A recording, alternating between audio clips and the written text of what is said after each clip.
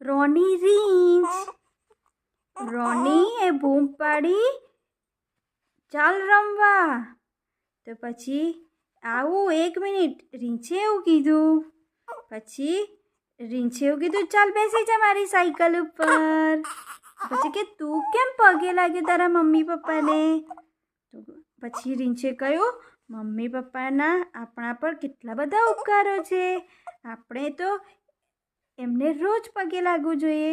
તો પછી રીંછે કીધું, હા એ તો છે જ. પછી કે એટલે જ રોજ સવારે તેમને પગે લાગવું જોઈએ ને. પછી પેલાને ખબર પડી કે હવેથી હું પણ મારા મમ્મી પપ્પાને પગે લાગીશ. માતા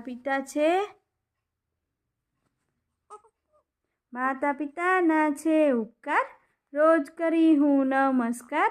આજ્ઞા પાડી રાજી કરીને આશીષ લઉં.